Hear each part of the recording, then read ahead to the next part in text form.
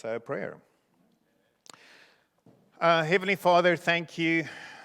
Thank you for another day. Each day is a gift. Each day that we are in some form of health, that we are able to have, in all honesty, the basic senses of sight and being able to hear, feel, taste, smell. These are blessings, and I pray that that you'll enable us to every morning as we wake up, see the gift that we have when we have the most basic necessities of life. Father, on top of that, you have enabled us to have a relationship with you, to somehow, as normal Joe Soap human beings, interact with the divine, the spiritual world, with someone and a space that is way beyond our ability to comprehend. Thank you for that. Thank you for Jesus. Thank you for the scriptures. Thank you for everyone that has gone before us throughout history that enables us to engage with you, cherish you, and enjoy you. Father, please lead me this morning as I speak, as we continue to unpack the story of the Bible. I pray in His Son's name. Amen. Okay, sure. That feels like so much said, almost like I need to say, hey, Roger, can you please come up and lead our thoughts in the Lord's Supper? So, story of the Bible. Okay, a couple of comments here. One is this will not last forever. I know that some fears have been expressed that we might continue on this journey till Jesus comes back. Okay, and we've only done 3 classes. We've sort of, as I said, done the introduction. What we will do, just for sanity and for a different ebb and flow, is we will space it. Okay, so for instance, next week will be Easter, and John Muir will be doing our Easter message on Sunday morning, which I think will be wonderful. But so we will space and pace ourselves as we go through things. Then I know that theology, to some degree, is not everyone's cup of tea. Although the word theology, actually in essence, means the study of God or the divine. So in some ways, we should maybe make it more our cup of tea. Not necessarily academically, but if we do want to understand the divine and God, we will have to wrap our mind around it. So as we are unpacking things, it is, in case you were wondering, it is going somewhere. Okay? And yes, no, it is indeed. It is going somewhere, but what is the case, I think, as we have been talking, is that some reframing needs to take place. In other words, one of the key thoughts that I've shared and that we have said is that in the story of the Bible, is the story of how it was shaped and formed, and the story of the story that we believe that it tells. So how the Bible came into being, and the story that we believe it tells, and that these 2 ideas usually shape our narrative of who God is, what a relationship with Him looks like, how we are to live, and what our purpose is. This is absolutely key, because this is the frame in which we move and have our being. We have a certain picture as to how we think the Bible was shaped and formed, a certain picture of the story that we believe that it tells, and that picture has undoubtedly shaped the way that we think as to who God is. Okay? I'll throw one out there, and I don't want to mess with stuff too much, but for instance, who God is. Is He male or female?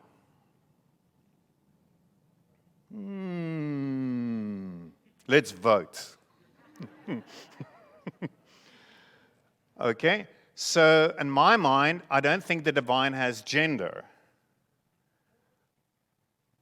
But in the times that it was written, it was a patriarchal society, and people could relate to God as a father. But I might be wrong in it completely, but that's something to think about. I don't think it really matters to such an extent, but it does shape your thinking. Again, as I said, how it was shaped and formed, what time it was written, how it was written, and the story that we believe it tells. What a relationship with this. Now, if I've always seen Him as a domineering father, then that will shape and form my relationship with Him. Okay? Then how we are to live, what is the expectation according to the story of my daily life? And what are purposes? Okay, so not only my daily living, why am I here? Where is all of this going? Now, as I've shared over the last couple of weeks, that I sort of grew up with this idea, this narrative of, in Genesis chapter 1, God created a perfect world. Then in Genesis chapter 3, Adam and Eve sinned, and through that there is the fall of man, and we became totally depraved. And then people in the Old Testament tried to keep the Torah to correct this problem, and thought our understanding of it is that if they were to keep the Torah, they would go to heaven, but they weren't able. So then Jesus came so that he could provide a way for us to go to heaven, whether that is through believing in him or through following him. But the Bible obviously does not quite say that, because right in the beginning here, already the Bible does not say that creation was perfect but good, two very different things. And if this is the belief that I have, then my story is actually departing from the story of the Bible, which then means that I'm starting to live out of a mistaken narrative. Okay, so that's why it is important. And therefore, if I want to know the good news of what does Jesus mean for you and I today, how should he influence my life as a teenager, as a campus student, as an older man or woman, as a couple, whatever, I need to try and take a look at the context here of what would the good news have meant when Jesus came to announce it to his Jewish audience. So, here's what I want to propose as an alternative as we look at Jewish history and context, of which we will unpack a lot of today. So I almost want to say, I am actually going to say, take a 30-second breather and say hello to your neighbor. Because lots is coming. You can stand, you can stretch.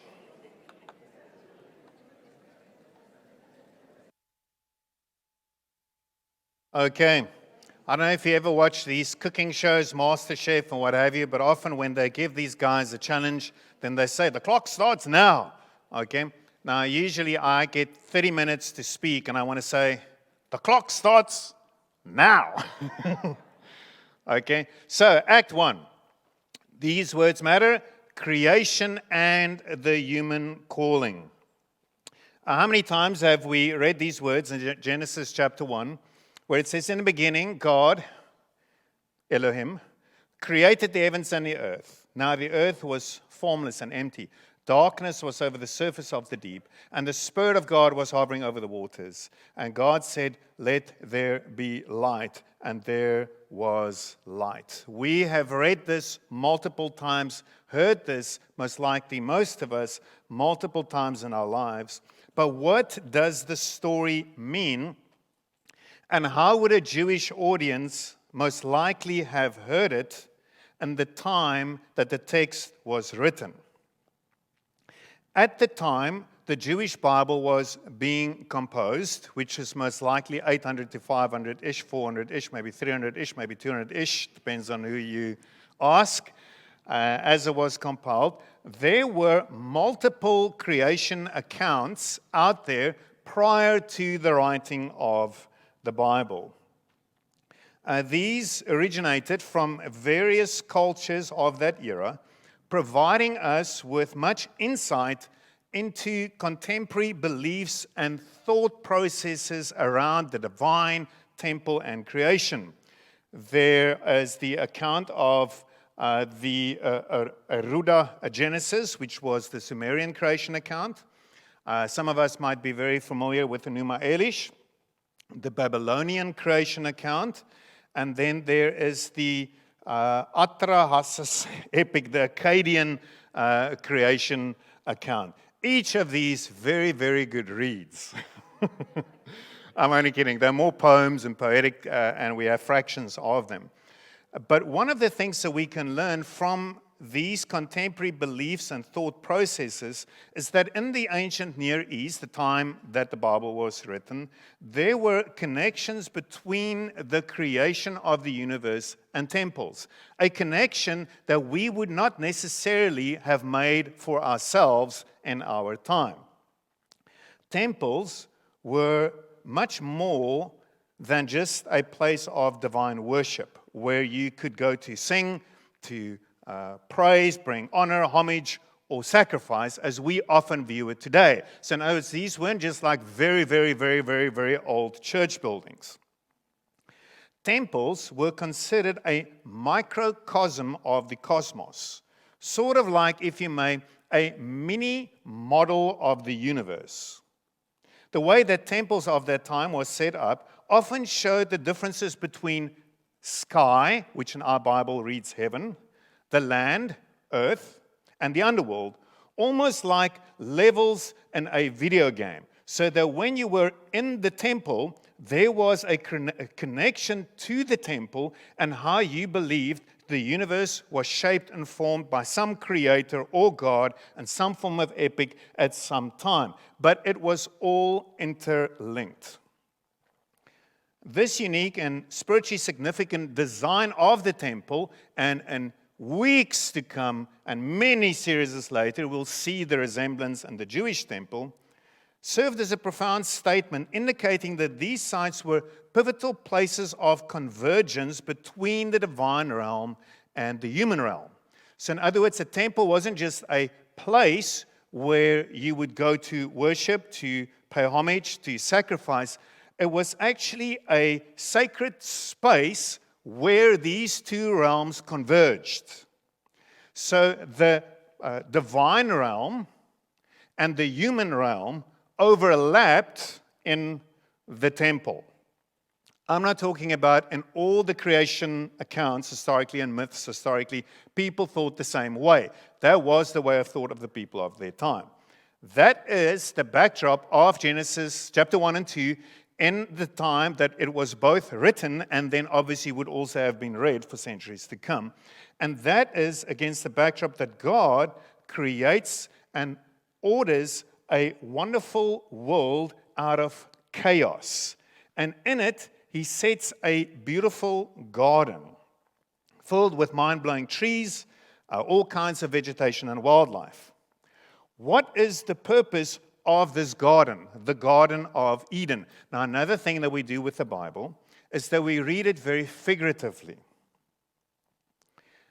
I'm not sure if you're aware of that, but the idea of reading the Bible figuratively only came about in the 1800s. Prior to that, the majority of people did not necessarily read it figuratively. So in other words, when it talks about 6 days of creation, it was not necessarily thought of as 6 24-hour days of creation. It wasn't read figuratively. Literally, it was read figuratively. Either the other way around, yeah. So we read it literally. That idea only came about in the 1800s. Prior to that, people read it figuratively. Okay? So in other words, they had a broader scope and vision as to just what the text actually said, aka what you can see here. So this garden was created as a sacred space. You could almost say a cosmic temple, a place where heaven and earth, God's space, and our space would come together. A place for God's own dwelling. A place where God would, on the seventh day, take up his rest. I don't think God on the seventh day took a nap. Okay, so sure, after all this hard work, I'm taking a nap. Meaning when he took up his rest, and again, one can make a connection of rest to it, but when he took up his rest, meaning it's a place from where he could rule and reign the universe. As it says in Psalm 132, verse 14.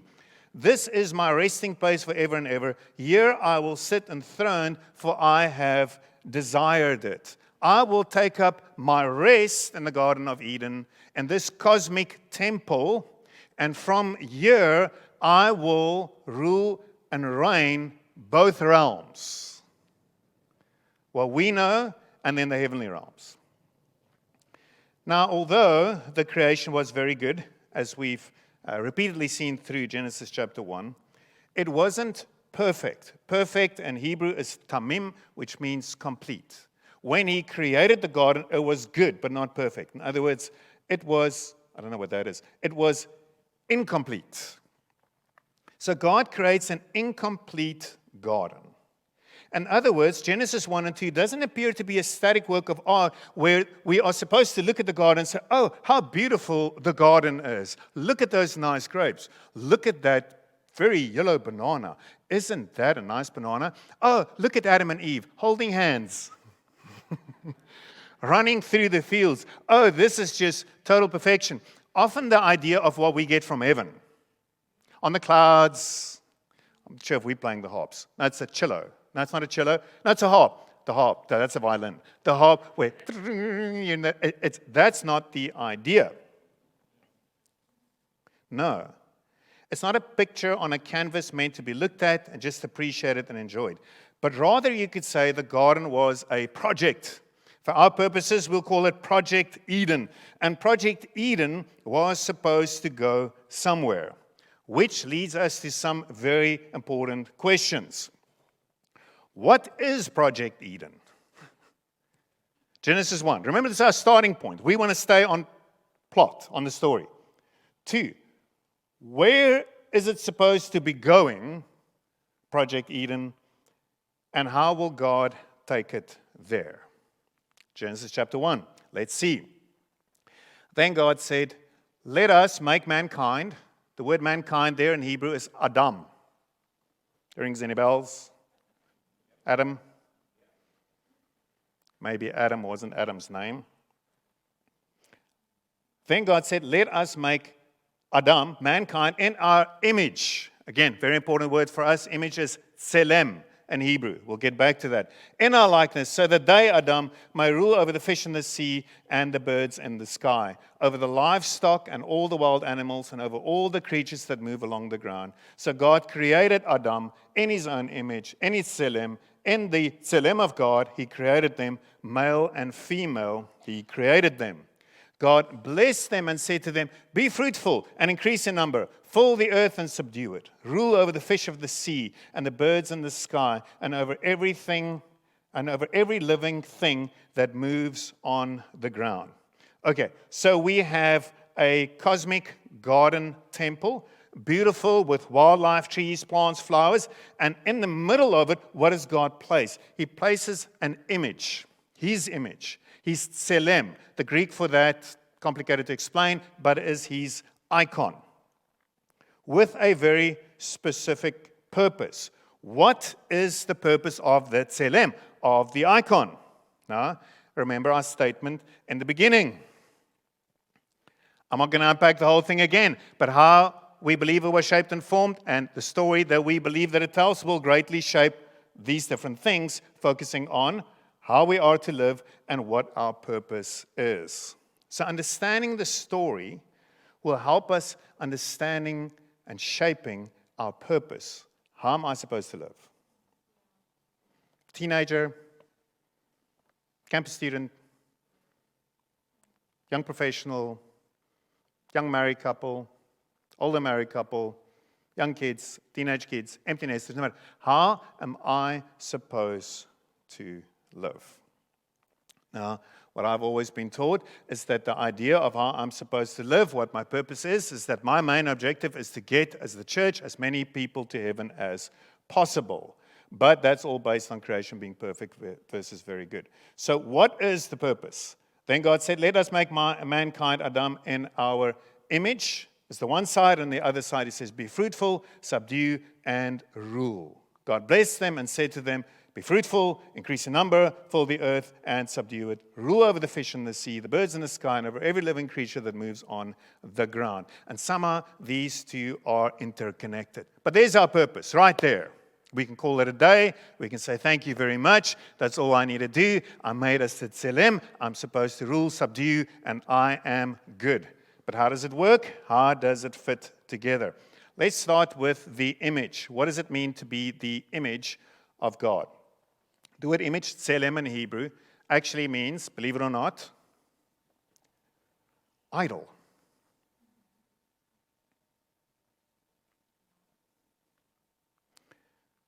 The image is an idol. Now again, we don't read that necessarily in the English language, nor do we understand it in our time. But the Bible wasn't written in our time. It was written in a different time where we need to go back to the narrative and say, what would Tselem and Icon have meant to the people of their time? The creation account of Babylon, the god that set the world into motion, was called Marduk. And inside of Marduk's temple, there was an idol, a Tselem of Marduk. It was the same as you read through time, even later times with the Greeks, as Zeus. He's obviously a god of Greek mythology. Guess what was inside of his temple? An idol, a statue of Zeus. It was the same eventually later in Roman times. Even Caesar, there was Caesar worship, because they believed Caesar was in some way deified, and that they would be temples devoted to Caesar. And guess what was inside of the temple of Caesar? An idol. What was the purpose of these idols? Why were they there? Why were they placed in the temple? Threefold. One was presence. The image acted as a vessel of the deity's presence, allowing the divine essence to inhabit the image. So in other words, the people believed that Marduk was actually physically represented in this idol. And whenever they went into the temple, what they were faced with was not a piece of stone. They faced a piece of stone that had the divine embodied inside of it. This enabled the worshippers to experience the deity's power, majesty, and splendor firsthand. That's why the thing is so huge, when they stood before it. This had such a major impact, and now the story will start making sense to you, what Caesar did. As Caesar had all these different temples of him throughout the empire, and what he did is that each time where there was a temple with his idol, what would the idol represent? Caesar rules and reigns here. Caesar is present here. So you are a traveler, you are moseying through the land, you come to a new little town or city, there is a temple, you walk into the temple, what do you see? Caesar's statue. What do you realize? Where am I now? I am now in the presence of Caesar. And I am in the presence of where Caesar rules and reigns. The second purpose of the idols and these temples were guidance. It served as a focal point of guidance.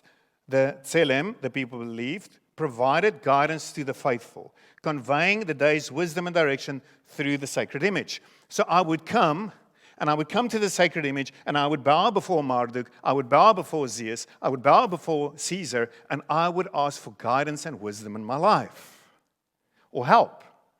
I don't know what to do. I'm a farmer. There's no rain. I can't get a job. I'm battling. Oh, Marduk, give me guidance.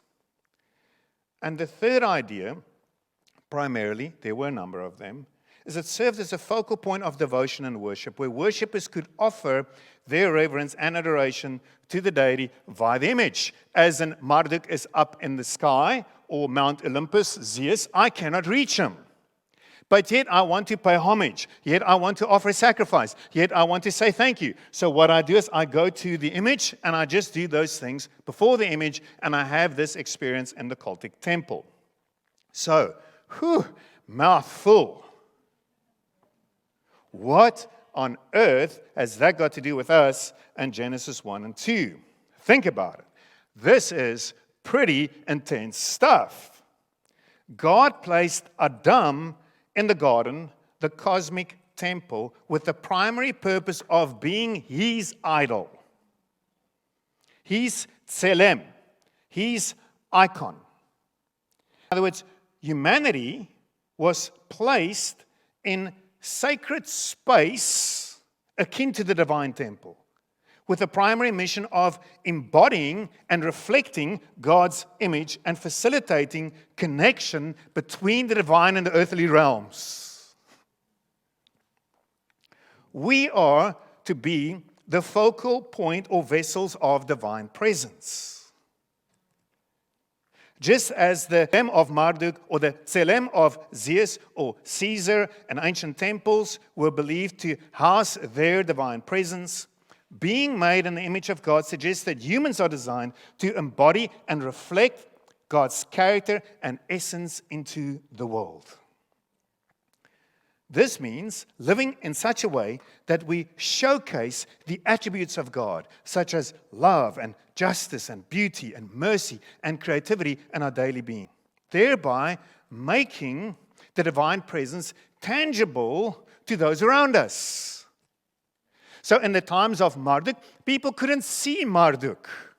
Yet they wanted to feel the presence of Marduk. And so to feel the presence of Marduk or Zeus or Caesar, they simply go to the temple, and there, because of the whole experience, the temple, the sacrifice, the priest and everything going on there, and standing in front of the statue, they would feel like, oh man, I am now in the presence of the divine.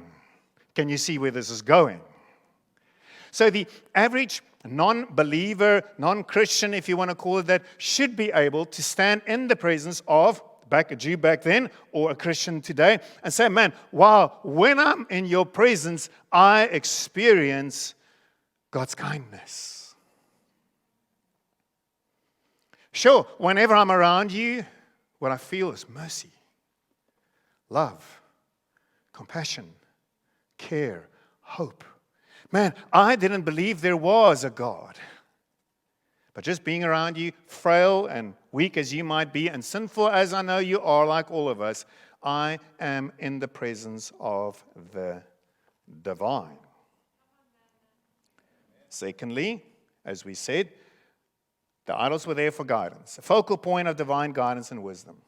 And the same way that ancient worshippers sought guidance from their God through the image, being God's image bearer then implies that we can seek and manifest God's will and guidance in our lives. It suggests a relationship where we are attuned to the divine will, seeking to understand and live out the purposes for which we were created, and thereby guiding others to do the same. Through our example, guidance and conduct. So people would go again to Marduk and they would say, oh, Marduk, help me with this decision. I don't know where to go. I don't know how to raise this young offspring. I don't know what to do with adult children. I don't know how to run the last leg of 20 years of my life. In the same way, people should be able to come to the image of God and do the same, because they know that the image, the icon, the Tselem, is in connection with the divine, constantly seeking and interacting with the divine, seeking His will for their own lives, and therefore could prayerfully give you wisdom for yours. Thirdly, the idol was there for the focal point for devotion. So just as the Tselem provided a means for worshippers to direct their worship towards the God, they didn't know how to worship Him when He's out there, being created in God's image means we are to live in a way that directs worship back to God. Our lives, our actions, our interactions should point other people to God, encouraging them to recognize and honor the divine source from which all life emanates. And so they realize, again, I'm a broken man. I make mistakes in my marriage, in my life, with my children, with people. But they see, wow, look at how this person navigates it. They were humble. They apologized. They listened. And they corrected. Meaning they didn't just apologize and do the same thing over and over again. Wow, surely the divine must be here. And that night, that person goes, lies in bed and prays God, thank you for revealing yourself to me through Joe. You deserve honor and praise as it can only be you. And then stuff. Now, remember we said broad scope, two purposes. One, image and icon. Secondly, be fruitful, subdue, rule. And somehow these two are interconnected. How does all of this work? We are, I believe, meant to embody the image of God as we build flourishing societies through both physical and spiritual work. Societies that will be filled with God's beauty, His splendor, His majesty, His love, His kindness, and His wisdom, both physically and spiritually. I've always lived as if there is just a spiritual realm that I need to live for, not realizing that, one, we need to build flourishing societies here. So in other words, when I do my actual work, I am part, if I do it well, of building a flourishing society. We cannot have a flourishing society without doctors. Well, we'll have a very young society. We cannot have a flourishing society without farmers. We cannot have a flourishing society without engineers. We cannot have a flourishing society without counselors or psychologists or biokineticists or physiotherapists. All those things are placed there inside of people to serve the society that will build a flourishing society on earth as in heaven, with a spiritual component of the divine flowing in and through that society. What on earth are we here for? And how am I supposed to live? I think we are called to be icons. Tselem, the idol, the image of God.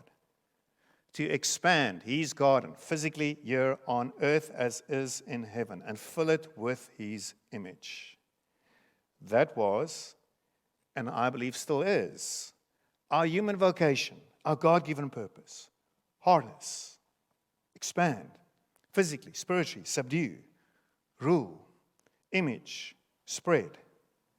As if God is saying, spread my glory, my splendor, my majesty, my pulsating life and being into the world, through who you are, through the way that you rule, through the way that you reign my world, my city, my neighborhood, my street and my house on my behalf, so that the earth will be filled with the knowledge of the glory, the splendor, the beauty, and the majesty of Yahweh as the waters covers the sea.